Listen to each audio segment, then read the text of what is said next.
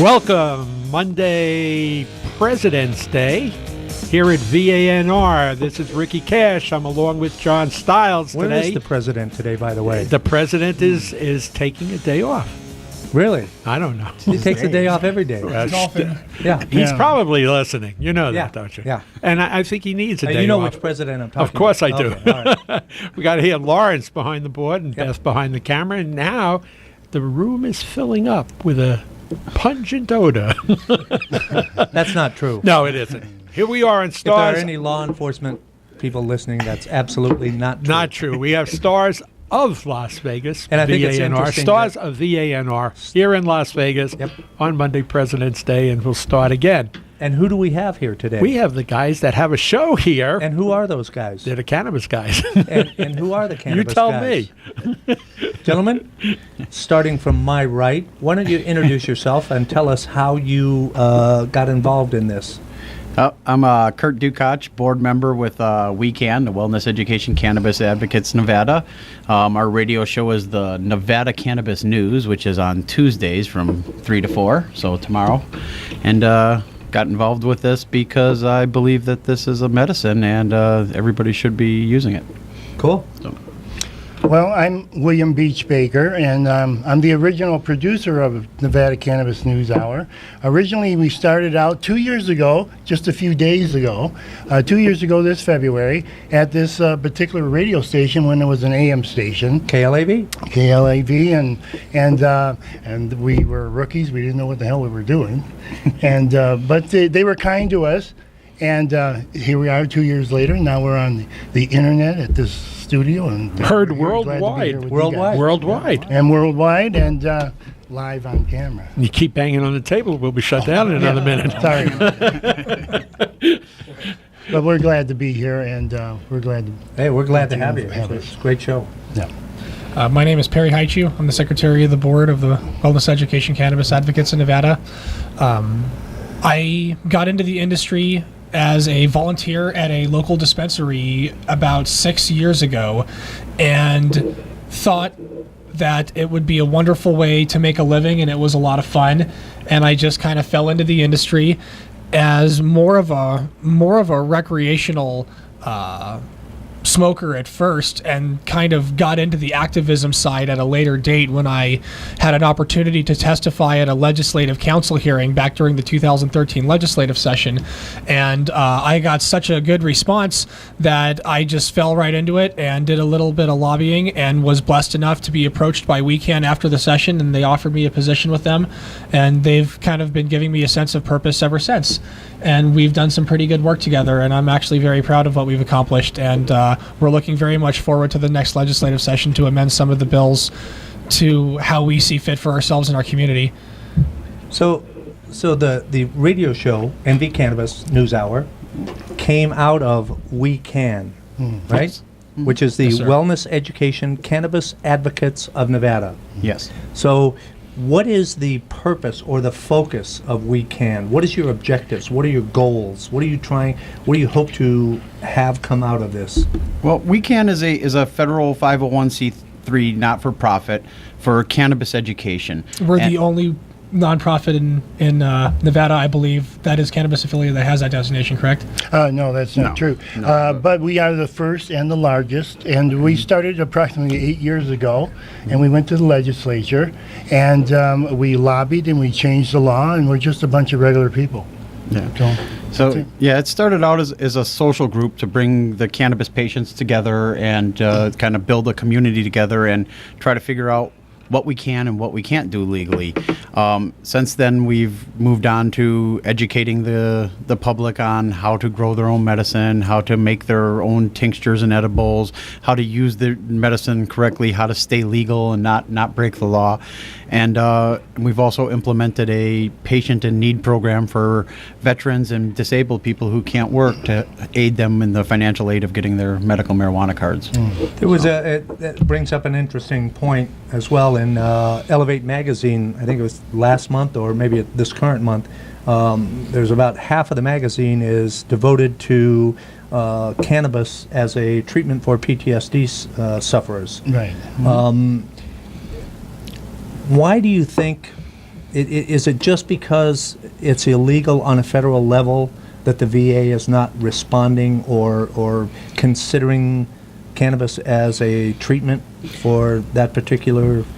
Yeah, that's definitely one of the biggest hurdles we have. And also, I don't know if it's the truth or just an excuse or a reason out for a lot of politicians and stuff, but that seems to be the thing, is that the fact that federally this is a Schedule I substance, which means that it's highly addictive, has no medical uses, which we know is completely false. Right. Because, I mean, cancer patients have been using it for 20 plus years now, it seems like. And we know it promotes, appetite, which is a medical thing when you need appetite. So, but yeah, that's what a lot of the places use as, I like to call it a cop-out, because we know it's not true. The federal government holds a patent on this for medicine. The federal government currently operates a medical marijuana program. Some people forget this. There was a Supreme Court case that came down in the late 70s or early 80s, and there's just a few people left alive still that receive a monthly round tin full of pre-rolled joints from the federal government, and it's grown at a farm in the University of Mississippi. This is all common knowledge. So when they say, "Oh well, it has no medicinal value," it's like, well, you're currently doing this, Offering it as a treatment, right? And not only that, but Marinol is a FDA-regulated drug that has a lot of the same active ingredients. It is synthetic, THC in a pill, used to treat chemotherapy and radiation patients to help with their appetite, just like Kurt was saying. And there are numerous approved federal cannabis medicines, and they do use that illegality to hide behind. It is simply what Kurt said. They are just hiding behind it simply because I have a reason to believe that there are a lot of, I hate the word special interest groups because it's so overused these days, but really it's the special interest groups that they keep harping on, like pharmaceutical industries, private prison industries, and things like that. And it all sounds very cliche because we've used it over and over, but it doesn't stop it from being true. Right.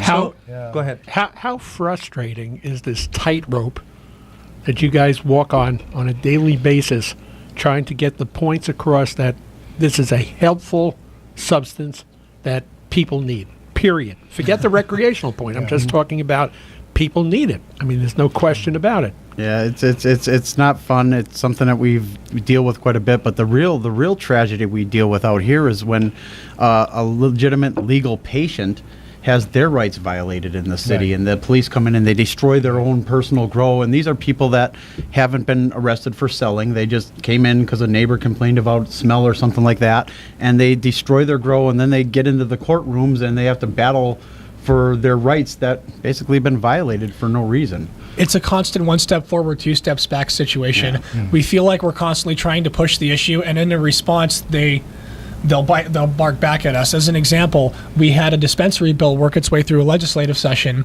and we really wanted safe access for patients because there hasn't been any avenue, even though the medical marijuana program in Nevada has technically existed since, I believe, the year 2000 or 2001. It was voted in 2000, and law went into effect in 2001. Okay, so 15 years later, there's still no dispensaries. So this was a grow your own state. The state was forcing the patients to grow their own medicine. If you wanted the card, you got to jump through these hoops and do your thing. Well, when the dispensary bill passed, they made it illegal to grow your own medicine if you didn't have this certain thing. So now they're recriminalizing this nonviolent behavior after they not only encouraged you, but forced you to grow this and made experts out of all these patients for all these years, simply because it was in the best interest, they thought, of the profit margins of the companies that were lobbying for the passage of the bill? Or what was the thinking behind that? That had nothing. The companies, the dispensaries, they're not worried about people who grow their own medicine. I've talked to all the owners. I've talked to all the managers.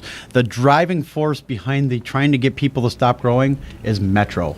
Las Vegas Metro does not want to try to figure out if it's a patient grow or an illegal grow. So they just want everything to be illegal. Right. So they don't, That is stepping all over people's rights. Right. No question about that. exactly. As you know, we love our California people, right?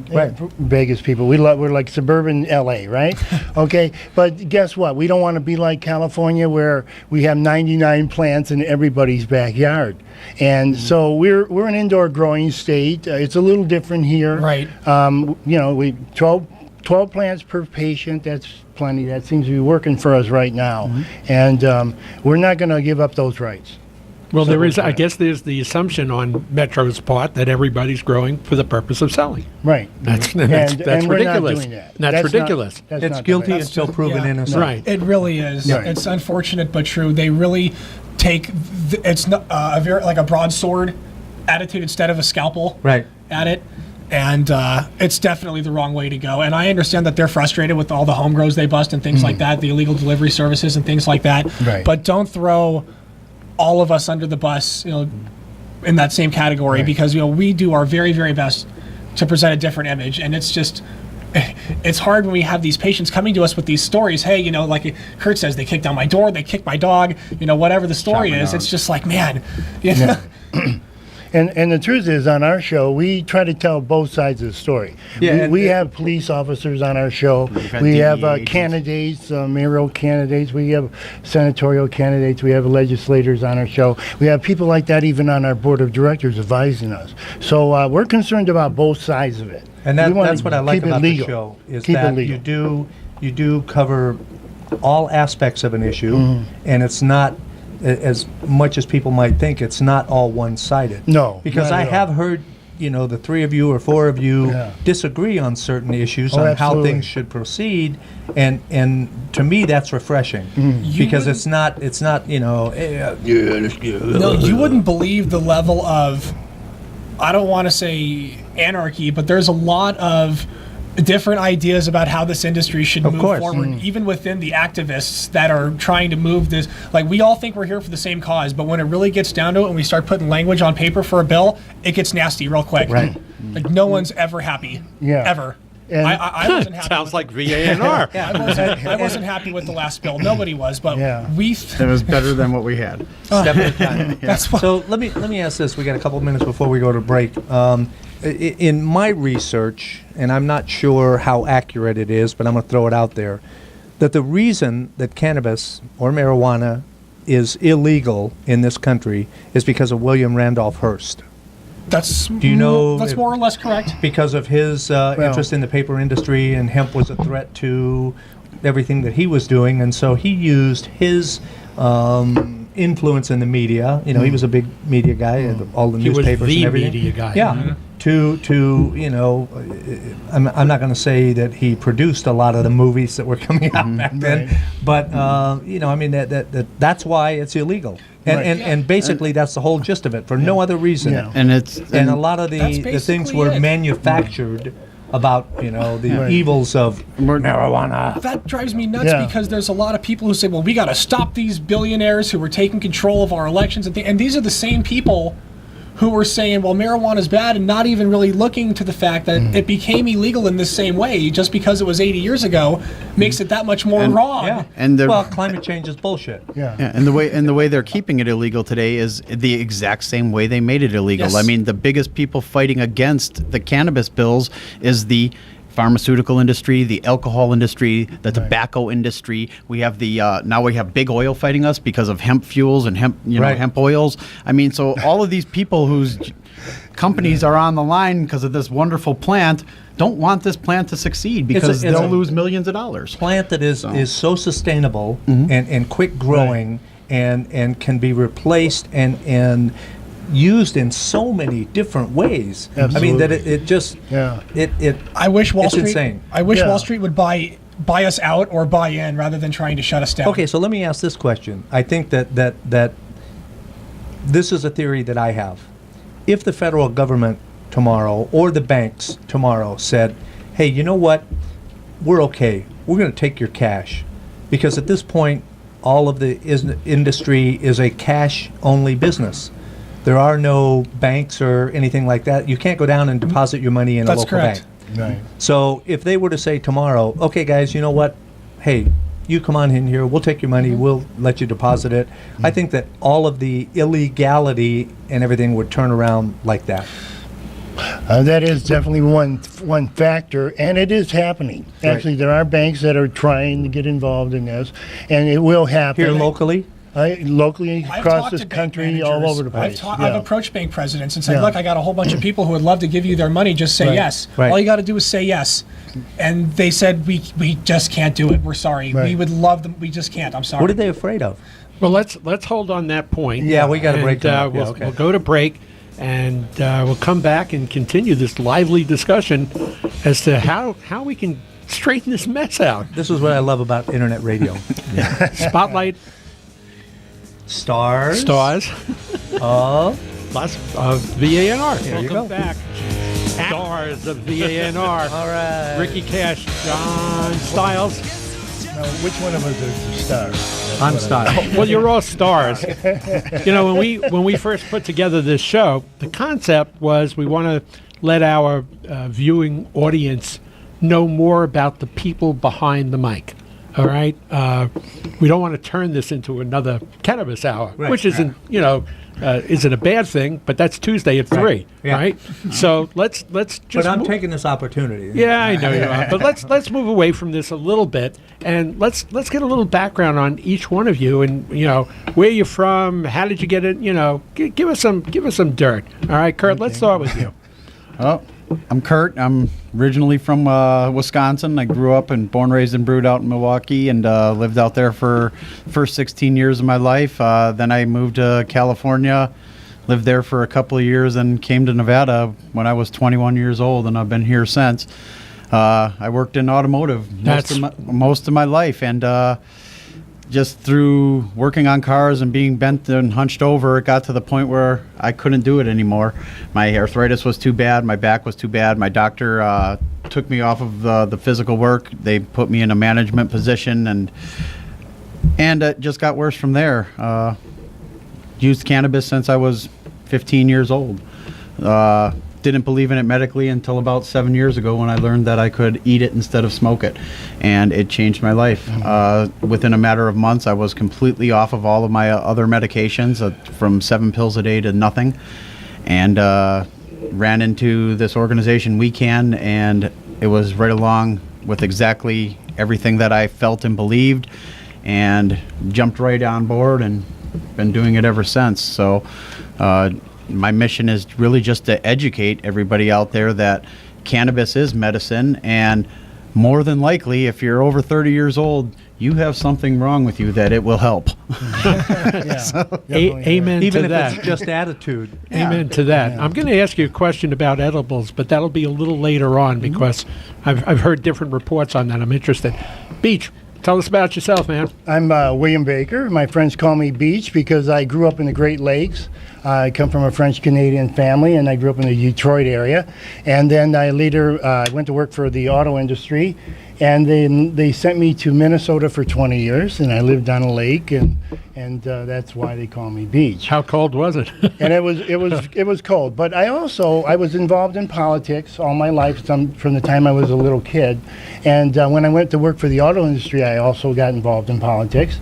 And so that when I retired and I moved to Las Vegas, it was natural for me to run into Jen Solis, who started We Can, and about 8 years ago, or 9 years ago now, we kind of started this group to figure out if we could resolve the issue of marijuana for patients, because we wanted to keep the patients at the table. So a bunch of us got together, and we formed a chapter of ASA, Americans for Safe Access, and that didn't work out. And we started a normal chapter, and that didn't work out. We tried a few things, and then we just said, well, we'll have our own thing, and we'll be patient advocates. And it all evolved into We Can, and so we're proud of being able to do that. None of us get paid, And, Yeah, I like the fact that it is an and so all-volunteer organization. That's great. And on our board of directors, with all the different people we have doctors, lawyers, all kinds of people, retirees like myself, boomers, and we can go back into the industry or the legislature and help these young folks and help these legislators, educate them to this issue, because it affects all of us at all age groups. And I don't know about you, but I have a spinal disease, which is like MS. And my doctors love me because they don't have to give me scripts for Loratabs or muscle relaxers anymore. It's been a long time since I've had to take any of that. Now, once in a while, I have a bad bout. Okay? It happens. And that happens. Yeah. And you know how, Oh, you guys yeah. know, we I all know worked it. too hard, didn't we? Yep. Okay? Well, that's all I got to say. Well, thank you. And I'm No, glad it's to good. be It's, here. it's interesting because, again, you wonder. There's that general perception that people that are advocates now were all stone dopers No, back in the not at 60s. all. No, Right. but you know, but that's something that needs to be obviously changed. And it's good that you do have the show Right. and that you do have the opportunity to say, like you said earlier, you're regular guys. Right. Okay, last one. Tell us a little bit more. Well, I'm Perry Haichu. I was born and raised right here in Las Vegas, Nevada. A local, a Yes, real yes, local. sir. Wow, native, guys. wow. Love Local. Las Vegas. Went to Las Vegas High School and ended up leaving Las Vegas to go to rural Alaska to live with my mom for the last year of my high school, and lived in Talkeetna. And a little bit of a culture shock, but it was a wonderful experience, and lived there. Liked it so much. I stayed for a year of college, got bored, came home, started to get into casino. I was doing college classes for casino management, and got an opportunity to take a job as a union stagehand. My friend said, "Hey, I can get you a job making $30 an hour today. To hell with school." And I said, "I'm in." So I started my career. I was just going to, of course, just like any other job, you're just going to do it for a while Yep. before you figure it out. And 7 years later, I was getting vested. And I thought to myself, hell, I'm going to be doing this for the rest of my life. So I retired on that day and There you applied for a job at a cannabis dispensary. I had seen a weed leaf sign around the corner, and I'm just like, well, I'm looking for something different. This seems like fun. And I walked to the door and applied for the job, and the manager just seemed to like me for some reason, gave me a chance, and I got the job. And it was a dingy, crappy little 300 square foot suite that he was renting for like $400 a month. And my first day as a bud tender, that little shop grossed over $9,000 in revenue. And I knew right then, right on the spot, that that's what I wanted to do for a living. I said, this is incredible. So I started working, didn't really realize how illegal it was at the time. I was on vacation in California, and I got the call from the boss, "Hey, we just got raided. Are you going to show up to work on Monday?" And I said, "You must be out of your mind. I don't know you." Sorry. So I bailed to California and got a job at a dispensary in Hollywood called Hollyweed. And that was more legal. They had all their permits from the city and all that kind of stuff. And that was a blast.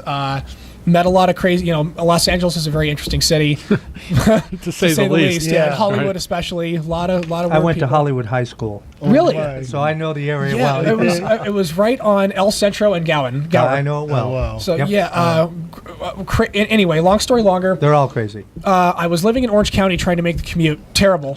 So I didn't know on a map. It looks like short. I had no idea what I was getting myself That's into. Anyway. that's a 2.5 hour, 15-mile drive. Yeah. Like I said, it was Isn't that amazing? ridiculous. From downtown. And it doesn't matter what time of day, right? I think from downtown Hollywood to like Anaheim is like 25 miles. It was and terrible. it's like 2 to 3 hour drive on the 405 or Anyway, it was crazy. It was really stupid of me. Anyway, long story longer, ended up coming back home and wanted to stay involved in the cannabis industry, but didn't exactly know how at that time because the town I felt was still really hot. Right. So my friend Craig Rogers, who unfortunately is no longer with us, he passed away due to cancer, was on the board of directors of this Cannabis Science Research Foundation, which is a publicly traded cannabis research institute out of Colorado. Dr. Malamud still runs it. And he took me to Carson City to testify with him in a Senate Judiciary hearing for a marijuana bill, and which was Senate Bill 374, which is the dispensary bill that just recently got passed, which is why this town has been moving forward so quickly. Anyway, I was approached by a lobbyist after I gave testimony, and I was also approached by Jen Solis, our president of WeCan, and I ended up hiring her, my lobbyist, morely on personal financial matters. I wanted a dispensary, and nobody else was doing any legislative work personally with a lobbyist, so I'm just like, hell with this. I'm going to grab a hold of this. And so Jen and a couple of the other advocates got a hold of me and said, look, we have this list of things we want to do on behalf of the patients. And we were able to get a good number of those things accomplished. And that's when I was like, damn, we can do some really, really good work. And I kind of waited around after session, and they approached me and brought me in, and they're like, we really want to have you as a part of this. And like I said, it's kind of given me a little bit of purpose ever since then.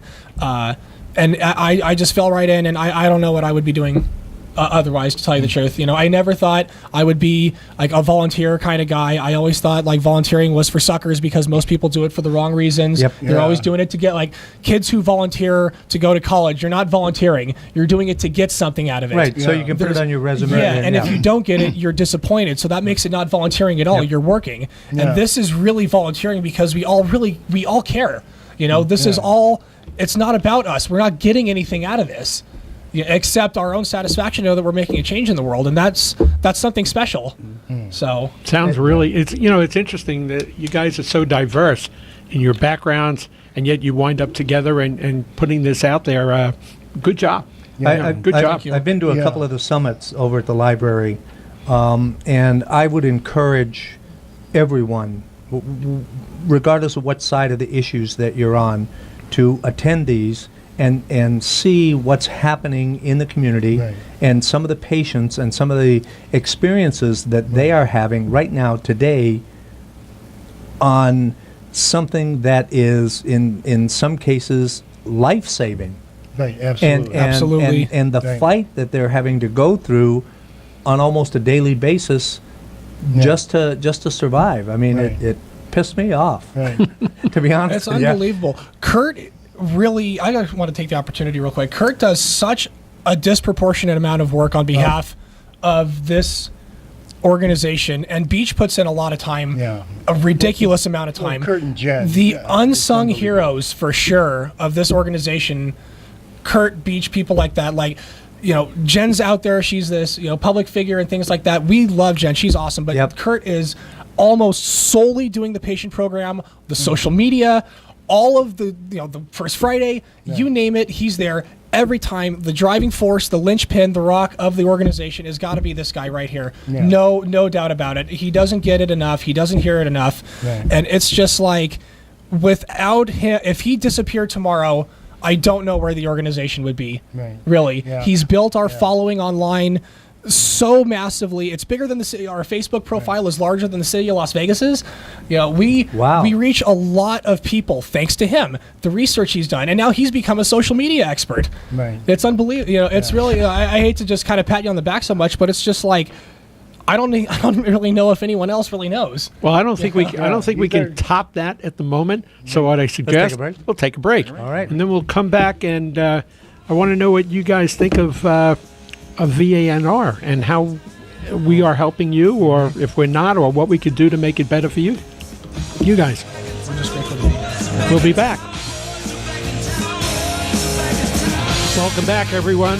Stars of VANR, Ricky Cash, John Stiles, big guy Lawrence behind the board, and the beautiful, lovely Beth behind the camera. We're here with the guys, Beach, Perry, and Kurt, and we're talking to them about, their show, their backgrounds, and kind of wondering, there was a transition from Lotus, to VANR, and it's always been our hope that we'd be able to give the host the opportunity to really take it to the next level.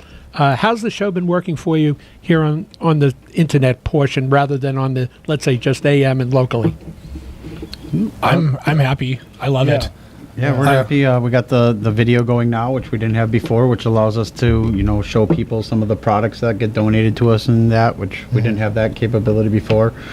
Really working within the YouTube videos now and adding annotations and stuff like that. Yeah. So. And you're getting enough views, and you're being able to spread the word differently now, not just with the audio, but with the visual as well. Yeah, actually, it's quite a bit easier because I was a producer before, and on live radio, you don't want dead air, right? And so we actually had to kind of manage the flow of the show. That was my job, and so I kind of had to push papers and stories, and it worked out. But now it's a little more laid back, and it's much more relaxed, and we can select the stories, and we can rattle a little bit more.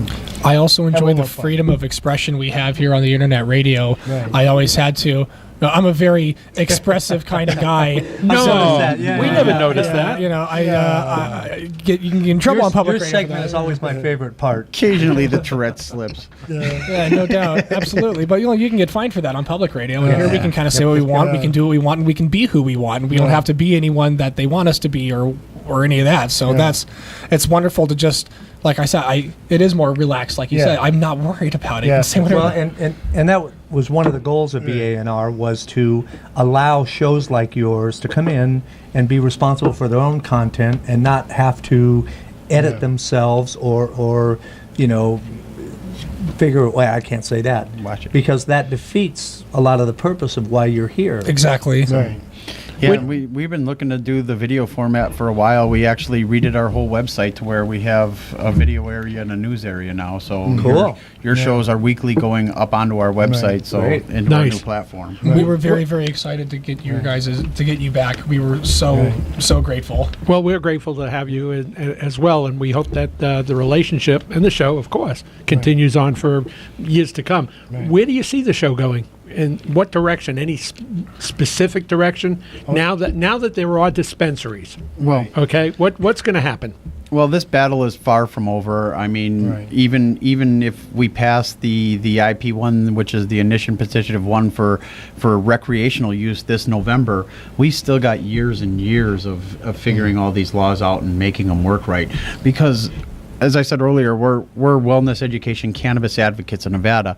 Now, not only do we teach the patients the correct way to use this and everything, one thing that we've also been doing, we've been educating a lot of the legislatures and people and all the people who are making these laws, because this is a whole new world to them. They come to us and ask us questions because they don't know. Yeah. So we're educating on both ends, and this is something that once these laws are passed, they still need to be changed. They still need to be worked out. So, I mean, we're going to be working out the laws in Nevada, I'd say, for at least the next 7 to 8 years. Oh, absolutely. Yeah.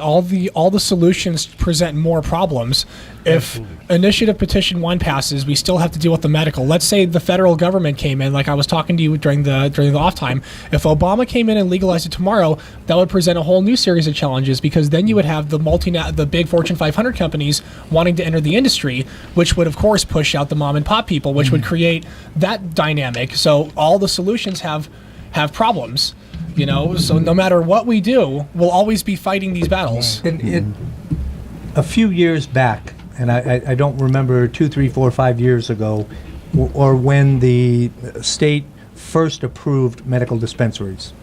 And we had a few open here in town, and the cops came in and raided them all and shut them all down. Right. So, and it was because, my understanding was because the laws did not, or were not specific enough, or were too, kind of one-sided, or didn't really cover some of the issues that were being faced. Well, yeah, the law said that you could only transfer medicine from patient to patient with no financial consideration. No financial consideration. You Yeah. can even reimburse So- them for the product or the dirt or whatever. How many pharmaceutical companies would give their medication to patients for free? They None of them don't. would. Most of them charge the insurance companies, which we don't have that benefit. Right. We don't have that benefit as a cannabis Right, but you- patient. That's another great issue. Is what about any of the insurance companies? Are there any that are leaning that way? I've been told There's some there interesting was stuff, a discussion at one time about looking at a bill to force insurance companies to recognize the validity of medical marijuana. But this is all hearsay, but what I Right. heard back was that the insurance companies came back and said, well, that's fine, we'll just raise the rates for everyone in our plan in the whole state. So we'll throw you guys.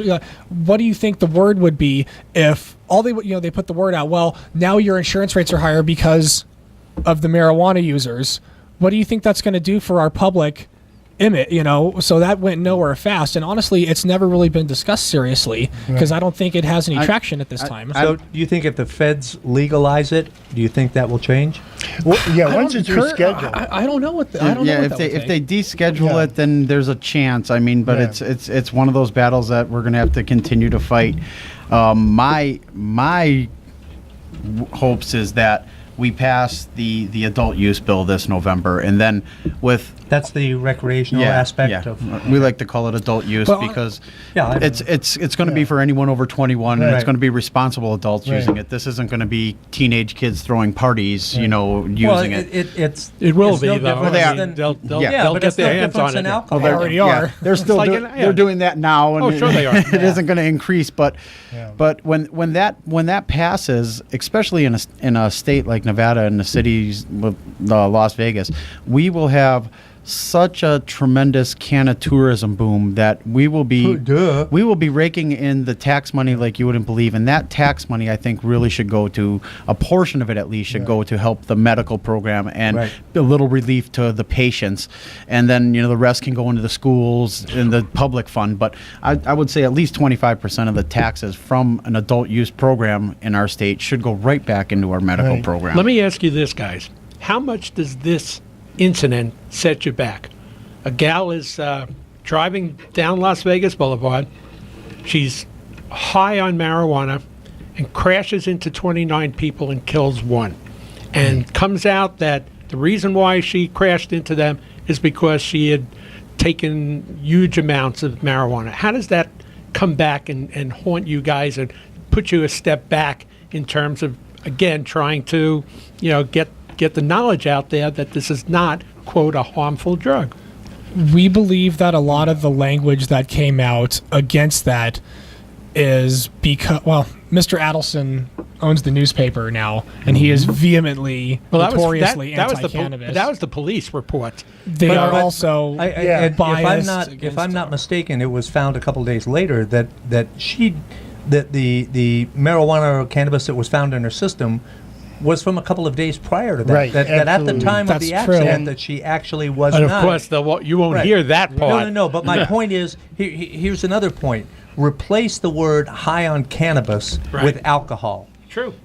And Absolutely. people wouldn't give it a second thought. Another damn drunk. Another don't, DUI. Don't drink and drive. Another DUI. So I think it's the perception that has been hammered into us It is. for so many years. And that's the question I'm asking. Right. How much does stuff like that hurt? See, Kurt has a big problem with these. He's been discussing this for a while with the de facto levels that people Yeah. get busted for. Like, go into that a little bit. 'cause Well, you're- yeah. Well, we've with been trying to address the DUID bill here in Nevada for a while, and it's at 5 nanograms per ml, which is outrageously low. 5 billionths of a gram, Yeah. right? So for someone like me who uses on a daily basis, I could stop using today, and in 30 days, I would probably still fail for 5 nanograms and not be intoxicated whatsoever. I'm not intoxicated right now, and I would probably test at about 200 to 300 nanograms. No doubt. We had patients be How does that tested. compare with alcohol levels in your blood? Well, the alcohol levels, the alcohol works its way out of your blood. Right. No. But I so- understand that. But if say I stopped for lunch and had a beer, Well, and I got stopped at 8 o'clock that night. you would pass. You would. No, No. I know. You I wouldn't know be I at would point pass. 8. Yeah. You wouldn't be I there. know way. I would pass, but my point is that the amount of alcohol that's still in my system, the alcohol is not completely gone from my system in that period of time. It's close. Well, But that's about the amount that you're talking about as far as cannabis in They're your talking system. trace amounts. they're talking Right. trace Proves amounts, intoxication. and Right. and what they're actually testing for is not intoxicating. It's not impairment. Yeah, it's not. It doesn't intoxicate you. The problem is that like with alcohol and a lot of other prescription drugs, your body gets rid of it. It Right. gets rid of it. It's something that your body doesn't want. It's a toxin. It's a poison. Cannabis is something that our body embraces. We have an endocannabinoid system. Our body is designed to have cannabinoids in it. So what it does Well, is that explains a lot about me Yeah. in the 60s. Yeah. so it takes those cannabinoids and it stores them in your fat cells because it knows it's going to need them. It doesn't try to get rid of it. It says, "Hey, Right. this is something I'm going to need," and it stores it up. That's what they're testing for to prove your impairment. So it would be like testing to see if you have protein in your. Yeah. Yeah, exactly. Or amino acids. Yeah. So the DUID laws in this state are completely ridiculous. I mean, ideally they should have to prove that you're impaired and then fail a test with a reasonable amount. I mean, because as a patient, we had patients tested, a group in our community did, the morning of after not using, all night long sleeping, Right. and they ranged anywhere between 200 all the way up to 1,200. And that's not even using that day. And I know a bazillion cannabis users out there. When you wake up in the morning, you're not impaired. No, not at all. You know what I mean? So these are people that were not impaired, failing that test like you wouldn't believe. Wow. So as a patient, that gives us a worry. I mean, we haven't seen it happen yet, but that's something that they can use to target us. Sure. And take You know what away I your mean? driver's license. Absolutely. Yeah, and as a patient, we live in a constant fear because we've seen our friends get raided for no reason. We've seen their homes destroyed. Right. One of our old board members was placed in prison multiple times for doing nothing wrong. He wasn't selling or anything, but they got him on that federal probation thing, and they kept violating him for nothing. And this is what we see. So as a patient community in Nevada, we really do live with a lot of fear, and it takes a lot to get out there, get behind these microphones, get up in front of public and say, hey, I'm a cannabis user, because every day I'm afraid that even though I'm not breaking the law, I'm still afraid they're going to come into my house and destroy my room and just make my life a living denied hell. our rights to have a concealed weapons permit also. All right, well, I'm not going to go there. We're going to take our last break. We're going to come back. We have some personal questions for you guys. Usually we're going to try to put you on the spot. So be prepared. And it's been good so far. gonna We'll be put us in back, the pot guys. seat. We'll be back right after this.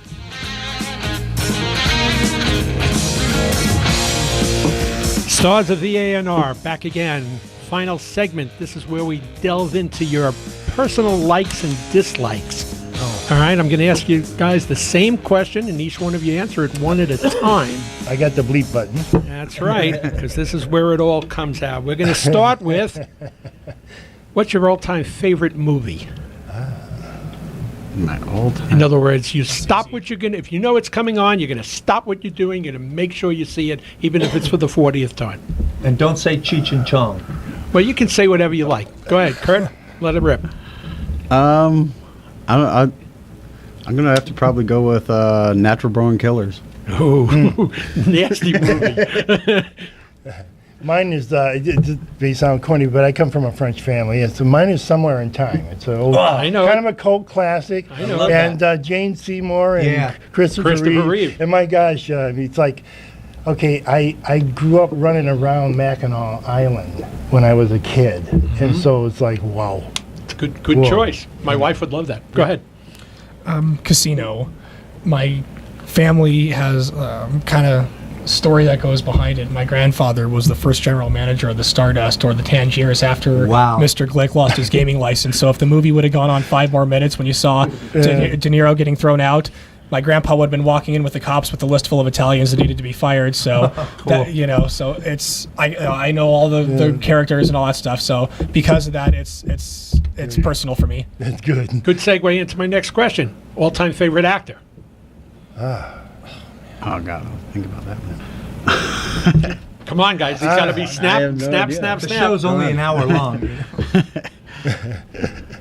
I really don't have one. I don't think. That's okay. You're That's allowed an to. answer. You're allowed to answer. Well, I like John Wayne myself, you know. Hey, the back in our Duke, the generation, Duke, right? You know, but I like them all, you know. All right. Par? Clint Eastwood. Clint Eastwood. Hey, Clint, Now, we haven't heard Clint's name in this Yeah. this portion. All right, favorite actress? Oh, you want to talk about dead air, right? Angelina Boy, Jolie. These are tough questions. Yeah. I don't know. I don't know on that one myself. I'd probably have Yes, to. you do. Well, you know, I'd probably get in trouble right after Valentine's Day for saying any other name but my girlfriend's name. Does she act? Actress? No, she's not. But then she doesn't count. All right, She doesn't. all right, so that she was acting question last night. bites the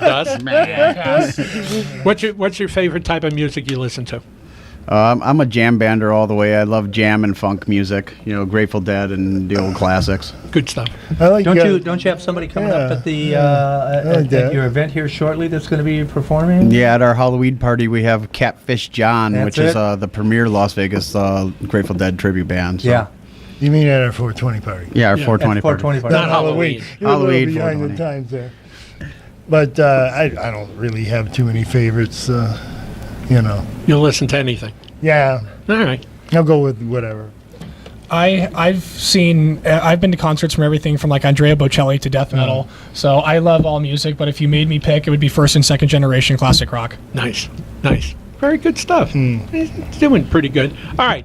If you weren't doing what you're doing now for a living or for your obvious interests here, what other occupation or profession would you like to have been in? Casino management. Okay. Marketing and promotions. I'd probably just be a park ranger or something. I don't That's know. cool. Or I wanted to be a sports Hike athlete when I around. was a kid also. Yeah, Nothing wrong with that. yeah. All right. So, okay. Your life is done. You've gone to you're heading up, hopefully up rather than down. You met at the pearly gates by whomever. All right. What would you like them to say to you as you enter? Thank well you done, well done, my good and faithful servant. Isn't that what they say? I don't know. We That's- haven't I been think there. I that's in haven't the been Bible, there. right? I That's- couldn't tell you I yet. think that's what they're supposed to say when they open the gates. If you're good, it's like I'm something like that. So hopefully they say that and not away with you to the pit of fire or whatever. So yeah, I'll pull the verse out and say that. I'd like just a simple thank you for all the people I've helped. All right, real quick. Wait, I have an answer for Thumbs that up. that I have to share. Better hurry. I got Okay. to finish this. Here. John, That's what I want to hear. John is so weird. Favorite curse word? Fuck. This is the internet. Come on, guys. Favorite curse word? The one that you'll use whenever you feel it's necessary. Don't really curse a whole lot. Yeah. I do. I say fuck a lot. Okay. Damn it. Damn it. What's your least favorite curse word? Bitch. Cunt. I hate that. Yeah, just No, that degrading. next word. Tuesday. crosses both male and female lines. I don't know why I don't like Don't it. like That's it. pretty- It's pretty nasty. No, like, All right, I don't guys. like racist terminology. yeah, that rubs me the wrong way a little bit. If I hear someone like, Racist terminology or the word narc. Yeah. Narc. sure, Narc. that's a bad, Say that's a narc? bad, Yeah, that's a bad it's a word very for bad sure. word. I forgot about that It's a one. very hateful word. Hate talk. Yes, All it right, is. guys. Well, we've come to the end of this really quick hour. I think we learned a lot, both about you guys and about what you're doing and your show. And again, on behalf of VANR, Aaron and John, myself, we're really glad that you're here and hope you continue with us for as long as we can. All right? I like that. As long as we can. Yeah, we That's can. I like sure. that. Yeah, name Good comes way up to- I see what you everywhere. did there. Yeah. And check All right. us out at weekend702.org. Don't forget to tune in on Wednesday now for Vegas Unwrapped. We've moved 5 to 7 p.m. at Pacific time. At least I remembered that. And listen to all the good shows here on VANR. Love having you with us. Good night. Thank you. Bye.